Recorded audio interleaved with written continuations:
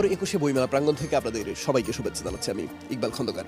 আশা করছি সবাই ভালো আছেন আর আমন্ত্রণ জানাচ্ছি অনুষ্ঠানের শেষ পর্যন্ত আমাদের সঙ্গে থাকবার জন্য। দর্শক, এই অনুষ্ঠানে আমরা কথা বলি লেখকদের সঙ্গে, প্রকাশকদের সঙ্গে, পাঠকদের সঙ্গে, আর দিয়ে থাকি নতুন বইয়ের খোঁজ খবর। আজও এর ব্যতিক্রম হবে না।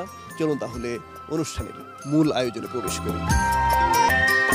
দর্শক, আমার হাতে দুইটি বই আছে। একটি বইয়ের নাম গানে মোর ইন্দ্রধনু, অন্যটির নাম ঈশ্বরের কোল হতে উৎসারিত প্রেম। বই দুইটি রচয়িতার নাম তাহেরা আফরোজ, তার সঙ্গে কথা বলবো। আমরা প্রথমেই আপনার ছবি সম্বলিত বইটি দিয়ে শুরু করি। গানে মোর ইন্দ্রধনু কি ধরনের বই?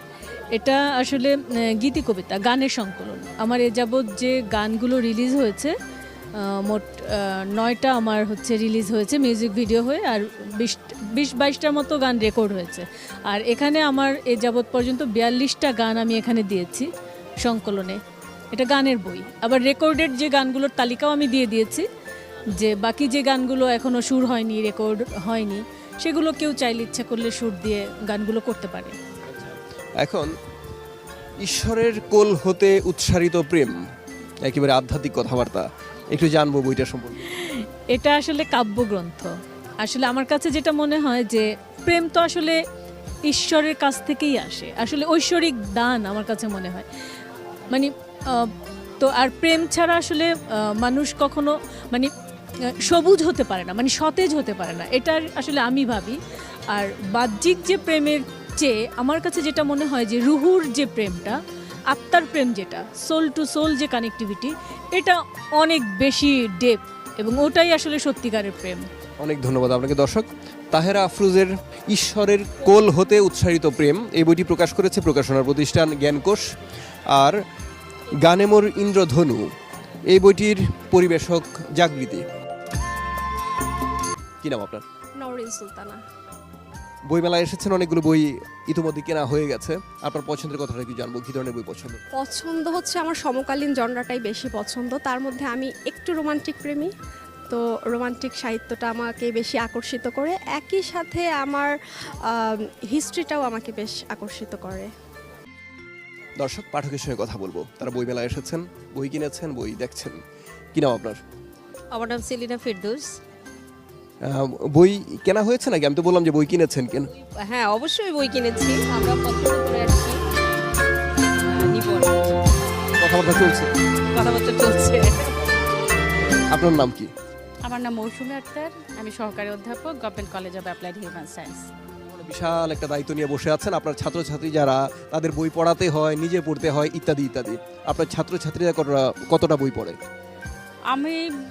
আমি নিজে খুব বই পড়তে পছন্দ করি, এবং আমার একটা হলো যে আমার ছাত্রীদেরকে আমি স্বপ্ন দেখাই, আর সেই স্বপ্নের ভিতরে অবশ্যই সেখানে বই থাকবে।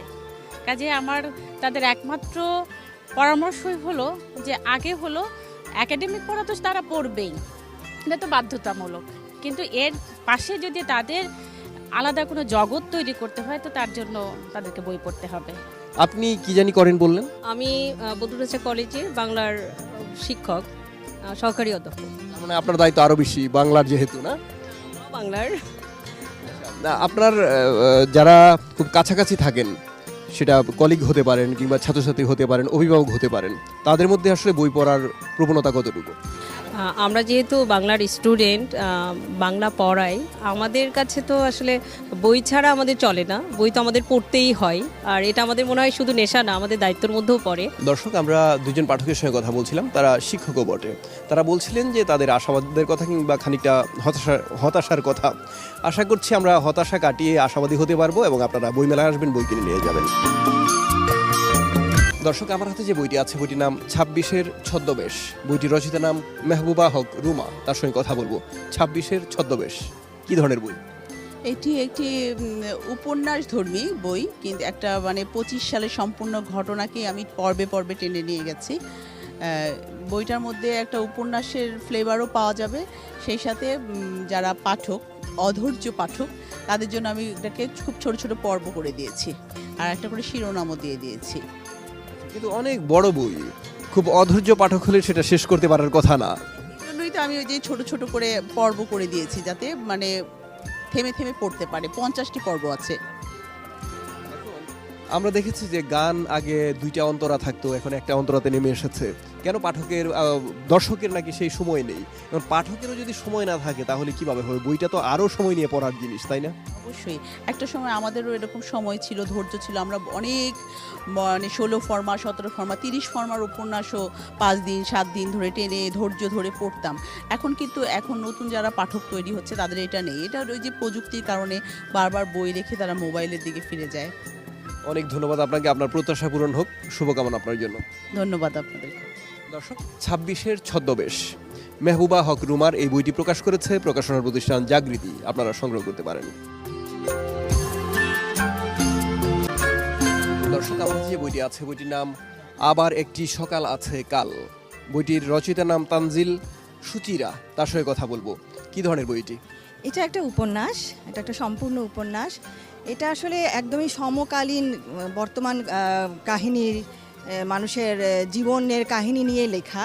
মানে গল্পটার যে নামটা আবার একটি সকাল আছে কাল, এই গল্পের নামটাই কিন্তু গল্পের কথা অনেকখানি বলে দেয়। কারণ কি? কারণ সকাল মানেই হচ্ছে নতুন একটা দিন, আবার নতুন একটা দিন মানেই কিন্তু নতুন কিছু পাওয়ার আশা বা নতুন কোনো স্বপ্ন। আমাদের কি হয়, আমরা সবসময় আমরা নতুন কিছু পাওয়ার আশা করি, বা অনেক কিছু আমাদের হয়তো এই জীবনে আমরা এই মুহূর্তে পাচ্ছি না, বা কোনো কিছু যেন আমরা অপেক্ষা করছি, সেটা আমরা স্বপ্ন দেখি বা আশা করছি যে হ্যাঁ আজ হয়নি তো কি হয়েছে, আগামীকাল হতেও তো পারে, কারণ আবার একটি সকাল আছে কাল। এটা হচ্ছে আমার গল্পের মেইন উদ্দেশ্যটা আর কি। দর্শক, আবার একটি সকাল আছে কাল এই বইটি প্রকাশ করেছে প্রকাশনা প্রতিষ্ঠান আজব। আপনারা সংগ্রহ করতে পারেন। দর্শক, এতক্ষণ আমরা বইমেলার মাঠে ছিলাম বইয়ের মানুষদের সঙ্গে, ছিলাম আলোঘর প্রকাশনা নিবেদিত বইমেলা প্রতিদিন এই অনুষ্ঠানের শেষ পর্যায়ে চলে এসেছে আমরা। আগামীকাল ঠিক এই সময় আবার হাজির হয়ে যাব আমি, ইকবাল খন্দকার, আর শুরু হয়ে যাবে এই আয়োজন। দর্শক, অনুষ্ঠানটি প্রচার হয় প্রতিদিন রাত 9টায়, পুনঃপ্রচার হয় রাত 12:30টায়। উপস্থাপকের পাঞ্জাবি সৌজন্য বালুচর। আল্লাহ হাফেজ।